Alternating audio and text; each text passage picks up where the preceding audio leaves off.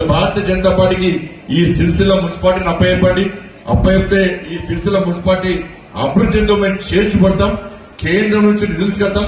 BRS పార్టీకి ఓటేస్తే BRS party పరిస్థితి నాకు గడక వాళ్ళు ఇక్కడ లేరు, అక్కడ లేరు, వాళ్ళకి ఒక్క ఎంపీ లేరు, ఒక్క ఎంపీ గెలవాలి, ఒక్క ఎంపీ గెలవాలి బీఆర్ఎస్.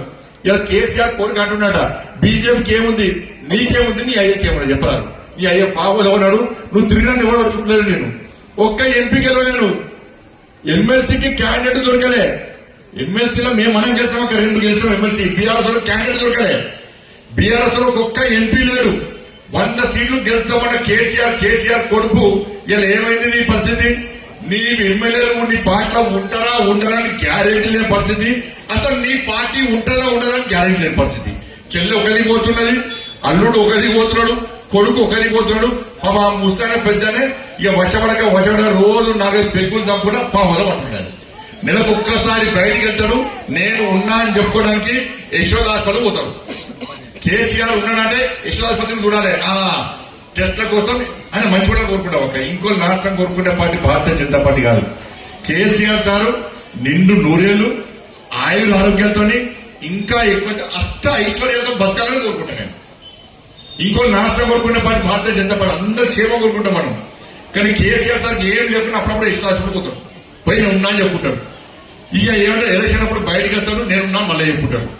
కాబట్టి బీఆర్ఎస్ పార్టీ ఉంటారా ఉండదని గ్యారెంటీ లేని పరిస్థితి పెట్టుకొని ఇలా బీజేపీ ఏముంది అంటే బిడ్డ ఇప్పుడు మున్సిపల్ ఎలక్షన్ సంగతి చెప్తాం. బిడ్డ హైదరాబాద్ జిహెచ్ఎంసీ ఎన్నికల్లో మేయర్ కొట్టేది మేమే, కరీంనగర్ కార్పొరేషన్ లో మేయర్ కొట్టేది మేమే, ఈ సిరిసిల్ల మున్సిపల్ లో చైర్మన్ కొట్టేది మేమే, భీమవరం మున్సిపల్ లో చైర్మన్ కొట్టేది మేమే.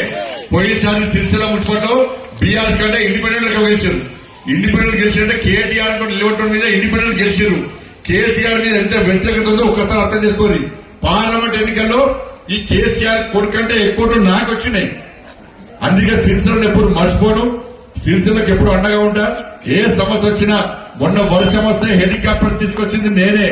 కేసీఆర్ కొడుకుపోయి హైదరాబాద్ ఉన్నాడు. అంత అయిపోయినాక వచ్చి ఏదో ఉండదు అంతే పూరంతా అయిపోయాక ఖజామాకి ఇస్తారు కదా, అలా ఖజామా కొత్తిమీర కొండే అంటారు.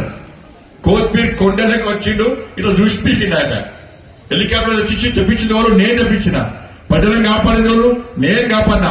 అక్కడ ఇబ్బంది పడ్డ ఆర్థిక సహాయం చేసింది ఎవరు నేను సహాయం చేసిన, ఆర్థికంగా నేను సహాయం చేసిన. నువ్వు రూపాయి ఇచ్చినావా వాళ్ళకన్నా? హెలికాప్టర్ పట్టుకొచ్చినావా? కలెక్టర్ కి ఫోన్ చేస్తావా? ఎస్పీకి ఫోన్ చేస్తావా? చేసింది నేను, కాపాడేది నేను. ఆపద వస్తే కష్టం వస్తే వచ్చేది నేను. కేంద్ర మంత్రిగా ఉన్న సామాన్య కార్యకర్తలకే ప్రజలకు అందుబాటులో ఉండేది నేను.